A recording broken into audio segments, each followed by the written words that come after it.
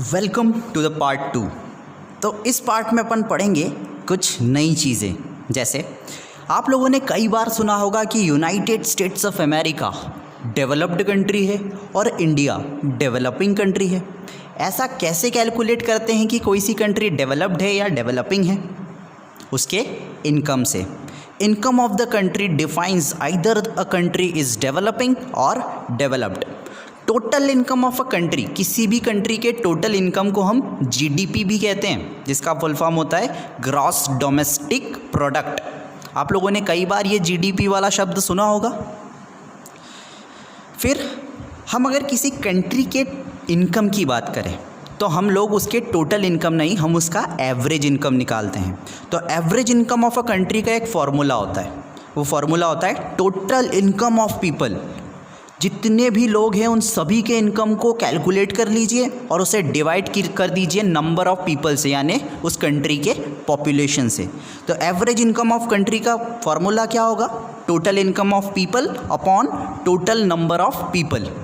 जितनी भी टोटल कमाई होती है लोगों की, उसे डिवाइड कर दीजिए नंबर ऑफ पीपल से, यानी वहाँ उस कंट्री के पॉपुलेशन से। एवरेज इनकम ऑफ कंट्री को हम लोग पर कैपिटा इनकम भी कहते हैं।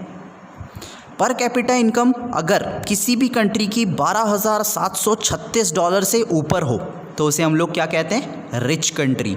और वहीं अगर पर कैपिटा इनकम किसी भी कंट्री की $1,045 से कम हो तो उसे हम क्या कहते हैं?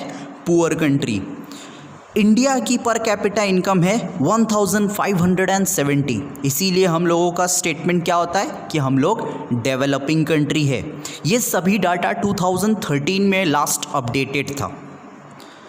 इस पर कैपिटा इनकम से हम लोग ये तो पता कर सकते हैं कि कोई सी कंट्री डेवलपिंग है या डेवलप्ड है। पर इस पर कैपिटा इनकम के कुछ ड्रॉबैक्स भी होते हैं, जैसे it hides the disparities. Hides the disparities यानी ये कुछ मेन फैक्ट्स को छुपाता है।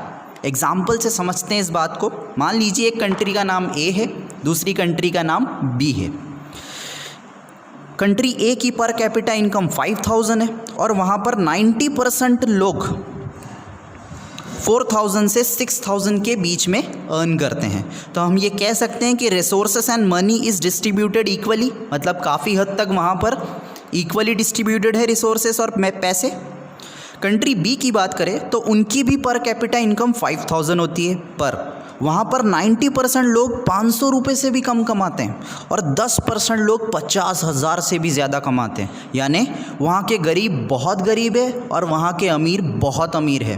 तो ऐसी कंट्री को हम ये कह सकते हैं कि resources and money are not distributed equally.